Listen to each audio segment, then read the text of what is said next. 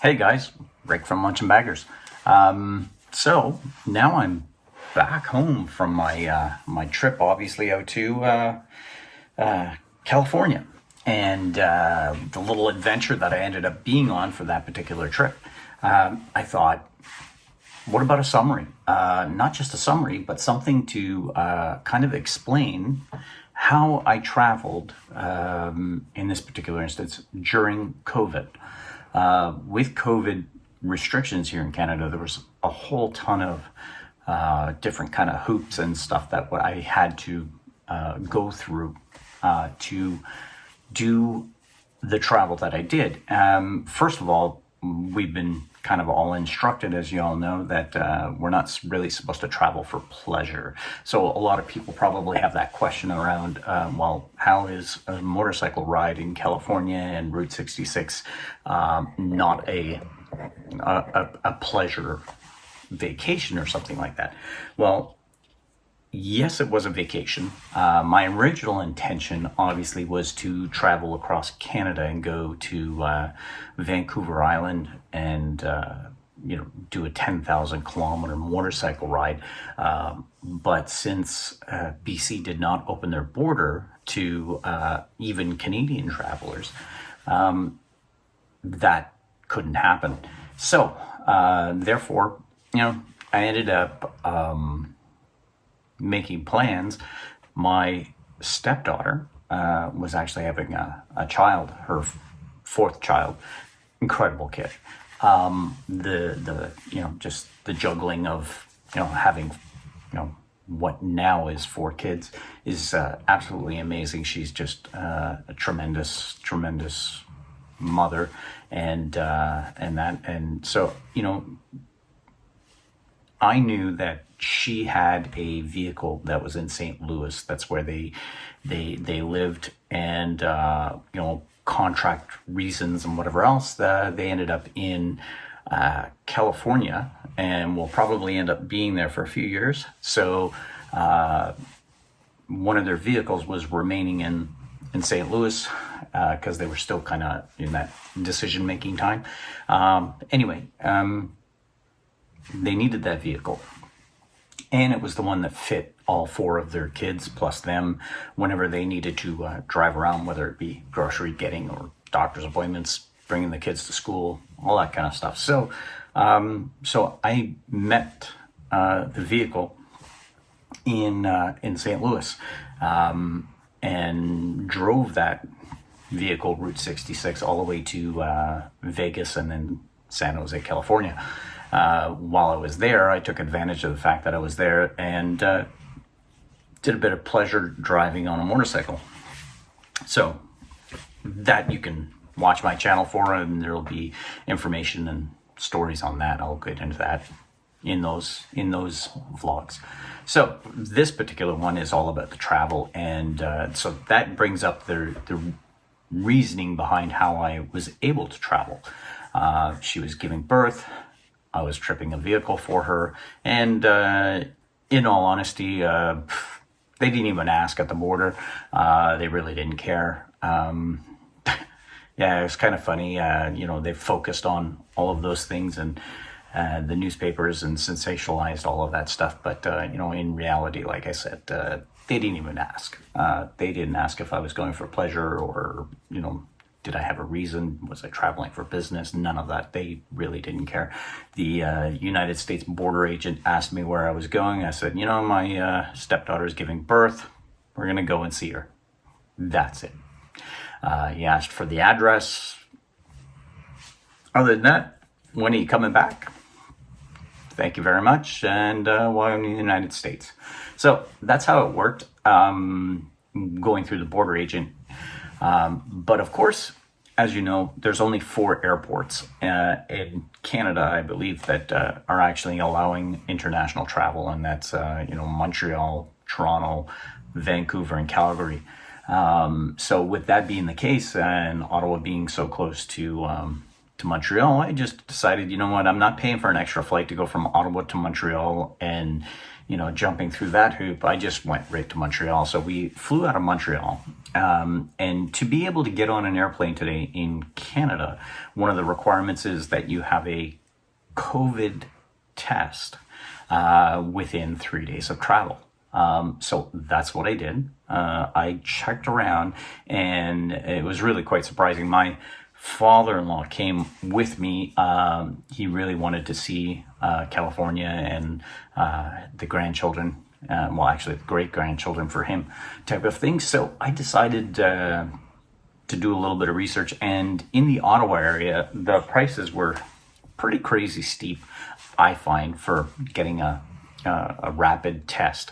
Now, it's very important that you got the rapid antiviral test, not the actual rapid test. So there's two different ones. Both of them, take about the same amount of time, but one actually uses viral material that, in this case, inside your nose. And we've all seen it with the big long straw thing, and they inside your nose. That is not fun. I can tell you, it's really uncomfortable. And just to make sure that they get it all right, they make it go through both nostrils, same one. So you pull it out of one, pop it in the other, give it a twisty for, whatever it is, 30 to 60 seconds or whatever. And, and then put it into a tube and send that off. In this case, the way for travel is you had to have it from an approved travel clinic or whatever they called it. Now, you could actually get this test for free through the government by going to the local testing sites. Problem is, they don't give you the paper for travel. So to get that piece of paper for travel, you have to pay for it. That's the key. Because the other ones are not approved for travel, even though it is the exact same test. So, that's kind of a sham. So you have to pay for the test. Now, the test is a rapid antiviral test, not a rapid test. So because there is two different kinds of antigen tests. Basically, one that uses blood. They poke your finger, you give a sample. That is inaccurate. And the antigen one is the one that, or viral antigen, is the one that they do in your nose. So if you got it in your nose type of thing, you're getting the right test. That's just a point of reference. That was very difficult to actually get narrowed down on what is involved in that. So that's what that is. And I'm going to accelerate my story here because I don't want you guys waiting around for too long. But, I thought it was really important to detail all of these kinds of things. The test ranged from $150 at the low end here in Canada, all the way up to $230 for that test, plus taxes. So, give you an idea, shop it around. I ended up getting mine at the place, obviously, that was $150, but due to limited resources, my father-in-law ended up paying the $230 to get his done in Sudbury area. So, be aware. From there, caught a flight from Montreal to Detroit. And I can tell you, I went into the Montreal airport, and I'll try to post a thing up here of what the Montreal airport looked like. It was empty. It was like crazy empty. I was like spooky-ish. You could look down both ends of the hall, and if there was 150 people in that entire airport, you were lucky. Because, I didn't really see a whole lot of people. And actually, until the flight actually was ready to board, even our area didn't fill up, and all of the restaurants and coffee shops and whatever else were closed. And just to give you an idea, I upgraded to first class seats simply for the extra room for my father-in-law. He's 82. So we upgraded those seats, did not get to take advantage of the Delta Lounge, which I really would have liked because, coffee and breakfast before getting on the plane, because all planes that are traveling, you don't get food anymore, at least not right now during COVID. The way that it kind of worked was that you would get this little baggie, and in that baggie there was a bottle of water, couple of crackers, and some snack stuffy, whatever, with napkins and wipes. That was how it worked. I mean, the people on the plane were really pleasant. There was nobody punching anybody or, getting belligerent like you see on YouTube or on the news, like they sensationalize it. None of that happened. What else? I mean, from there, everybody in the airport was wearing a mask. You weren't allowed to take it off. Everybody on the plane, you were wearing a mask. Everybody that was getting on those planes here in Canada had to have that viral test. So that everybody was negative. So, getting on the plane, I wasn't concerned. And really, there's nothing to be concerned about in that sense.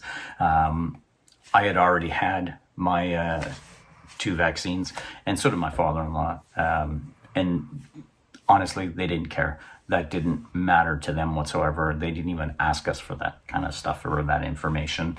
I volunteered it, and she, at the counter agent, just kind of looked at me like, yeah, do you have your viral test, please? So they really didn't care about the fact that you were vaccinated or not, at least at this point. So then, traveled from Detroit to St. Louis. So 2 flights. There is no direct flights to a lot of the destinations that you really wanted because of the limited flights. And Air Canada wasn't flying. It was, like I said, in this particular case, this was a Delta flight. It was pleasant. Everything was good. Arrived in Detroit, had to transfer terminals, obviously, from the international terminal over to the, whatever, intercontinental, whatever, not intercontinental, why did I say that? Domestic flights. So basically, transferring the 2 terminals was easy. Detroit's not a difficult airport to navigate, really. Went to the other end of the airport, got on the next flight in an hour and a bit. And again, nothing, an up and down flight, same scenario, no food, just the water bottle in a bag and snacks. Although I will admit, because I had first class seats, I did get booze. Kind of an odd thing, but yeah, especially when the news was kind of announcing that a lot of flights were suspending alcohol because of belligerent people, arguing with the flight attendants. But this was not the case. Anyway, so that's what that was. Arriving in St. Louis, hopped in a car, and staying at hotels, staying within the United States posed 0 problems, 0 questions. We didn't have to quarantine. I mean, really, did you need to quarantine? Considering you had a test before getting on the flight, you were protected on the flight and in the airports. Logic defies me on that one. Anyway, so arrived in St. Louis, drove all the hotels and everything else that we stayed in along the way. Masks were pretty much optional in a lot of the blue states. Even red states weren't forcing people to do anything. I mean, Dr. Fauci came out with his thing saying that, masks are no longer mandatory. And, basically if you have vaccines, you can basically toss them. So that's how that went. That was okay. Travel throughout, everybody, gas stations, everywhere else. People were accepting cash. I know that's a funny thing to say, but yeah, airports won't accept cash right now. You walk into an airport, you better have a credit card or a debit card because they're not taking any cash at all. So that being said, within the US itself, nobody is in that frame of mind. Things were pretty easy. You could pay at the pump, just like you always can. In the stores, restaurants, a lot of the places would ask you to please wear a mask. Although most of the states that I was in, traveling across the country, they basically had a note on the door that said, if you have not been vaccinated, please wear a mask. If you have been vaccinated, you don't have to. And nobody asked us ever. Although there were some stores that asked you to please wear a mask regardless. Like, it was just, if you're going to come in our store, please wear a mask for the safety of our employees or whatever. So I was cool with that too. No big deal. No big deal there. I mean, it's just a mask, and really anybody that complains otherwise is just a child. And a lot of people have opinions on that. I think reality is most of it's political. Anybody that says that they can't breathe because a mask is on is, full of shit. Doctors wear them for 10 hours a day in operating rooms. Don't tell me that you can't breathe, because if you do say that, you're, like I said, full of shit. Go ahead and write whatever you want in my comments if you don't like my attitude on it. That's unfortunate, because that's the way I feel. Anyway, back to my story. Traveled, went all the way to Vegas, and in Vegas, same attitude. Very little people wearing masks. There was the occasional person that you would see walking down the street, and tons of children with families in Vegas. I was there for the first game of Montreal Vegas NHL playoff, and unfortunately Montreal lost. I mean, it's always good to see a Canadian team win, so go Montreal. Even though I'm really not a Montreal fan. So anyway, on from there, traveled to San Jose from there, and all was good. Spent better part of a week there, hanging out with the kids, going to malls, going to various other shops and stuff like that. And like I said, most of the time it was they asked you if you could please wear a mask. No issues there. From there, everybody kind of respected social distance guidelines in that sense. No matter where you went, there's stickers on the floor or notices on the walls when you come into the buildings. Nobody ever posted an issue. Nobody ever got right up on me and made me feel uncomfortable anyway.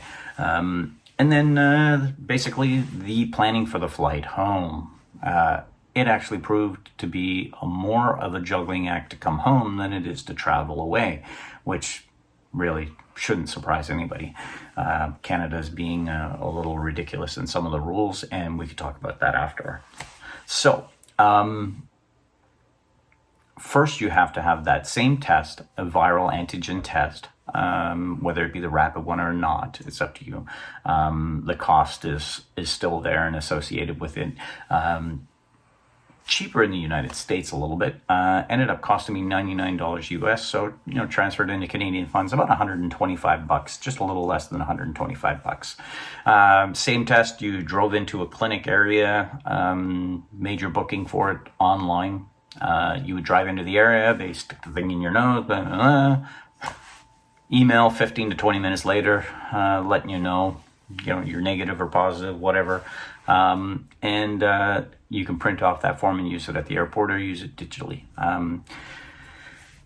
That kind of thing. That's what happened there. I flew from San Francisco all the way to Washington to DC. And then another small flight, because here's the thing is I could have flown into Canada, but then that created a whole situation of, one, I'm not in my hometown. So that meant that Canada is requiring you to stay in a hotel for at least, they're recommending you book 3 days. I think that's absolutely ridiculous, considering there's a rapid antigen test that can take 15 minutes to 20 minutes. Why would we have to stay in a hotel? Why is there not just a holding area? I mean, you're in an empty airport as it is. Think about that. If I traveled to Montreal, it would be easier because I'd be in Ottawa, or in Canada at least.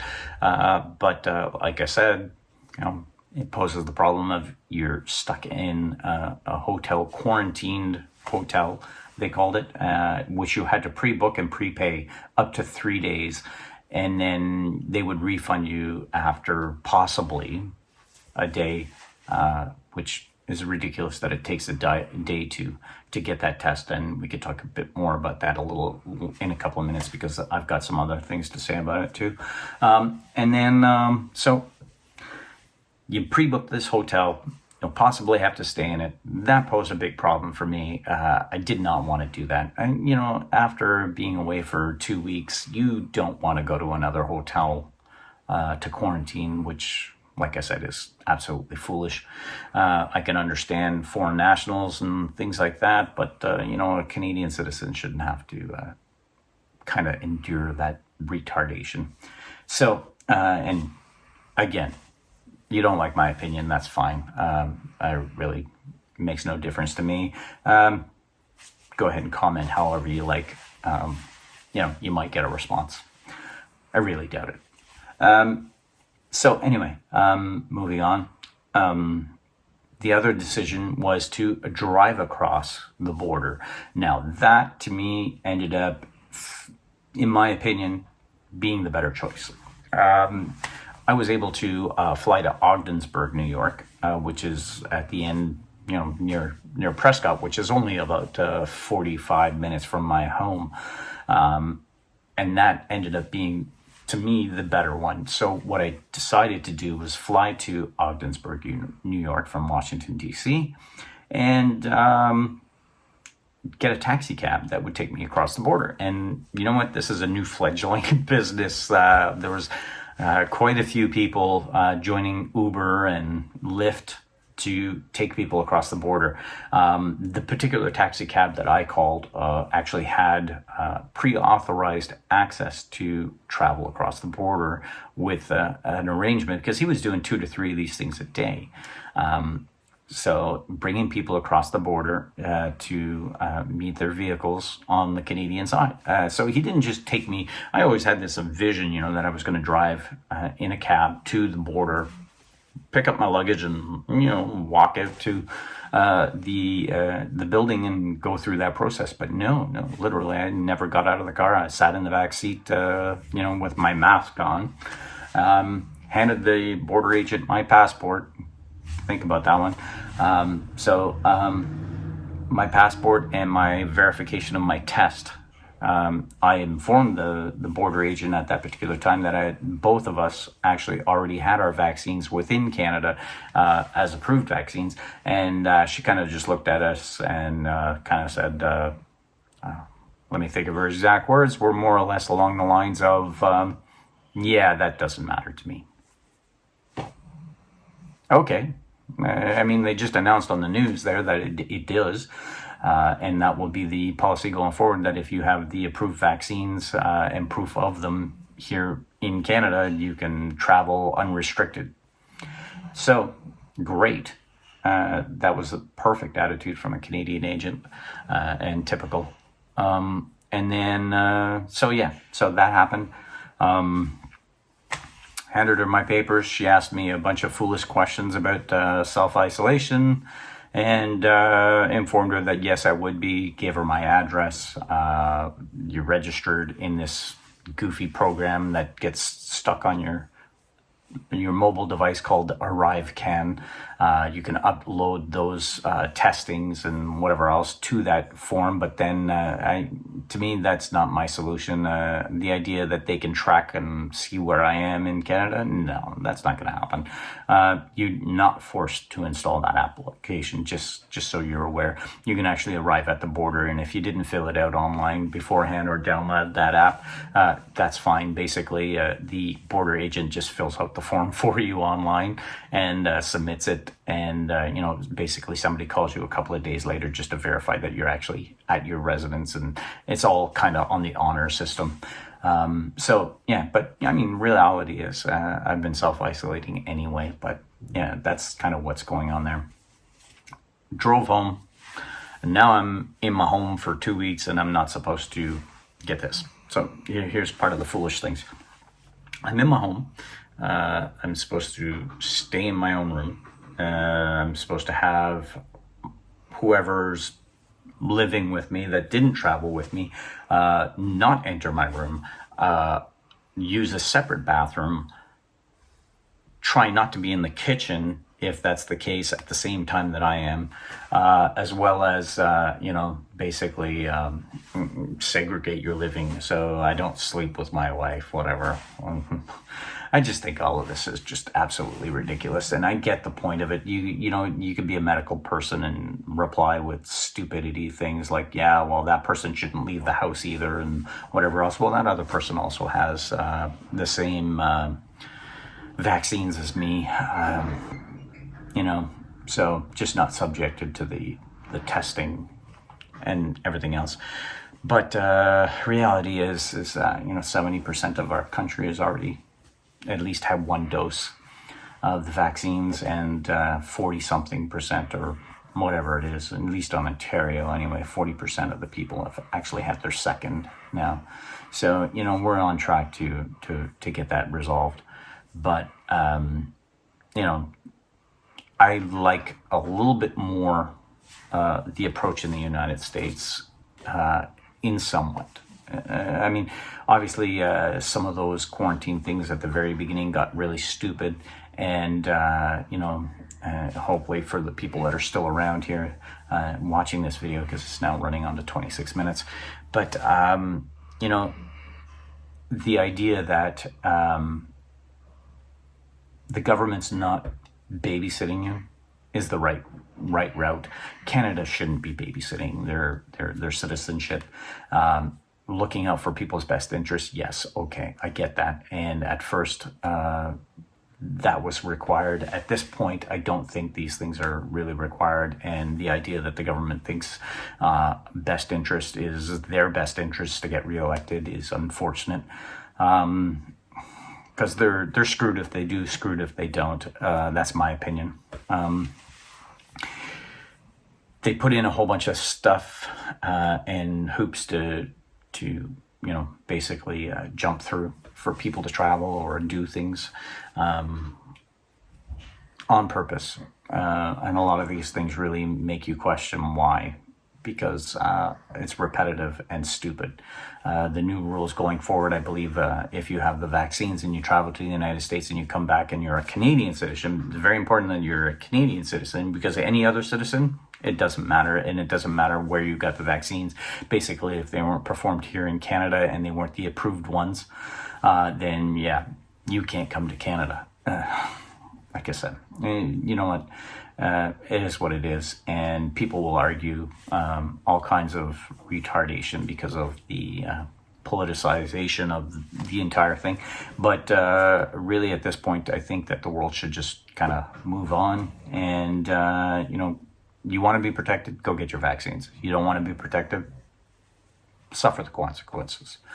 That's the reality. You don't want to get a vaccine, don't get it. But you know what? If you get this, don't cry wolf or foul, whatever that term is. Anyway, so that was my experience traveling. Oh, and just to give you an idea, overall it ended up costing, between the two of us, probably from $1,000 to $1,200 extra on this particular travel, in costs associated with with COVID hoops that we had to jump through. Don't be afraid to travel. July 5th, I think it is, that these restrictions kind of lift, in the sense of Canadians can freely travel. Hopefully the Americans are less restrictive in the future than Canadians are, because as far as I'm concerned, the Canadians need to get their head on straight and eliminate these little hoop things. Requiring quarantine, no, not required. Requiring vaccines, yeah, number one. I agree. People aren't dying from polio and whatever, typhoid and whatever other things that they've come up with over the years, measles and smallpox and all these viral things that they've taken care of through vaccines. Vaccines have proven to be a functional thing. And like I said, keep your opinions somewhat, either express them or not, but really I don't care, and you're not going to change my mind, so don't waste your breath. So anyway, guys, thank you, and hope it's somewhat informative. But that's kind of the hoops I had to jump through to do my travel into the United States, and I'd do it all again. So, ciao, guys.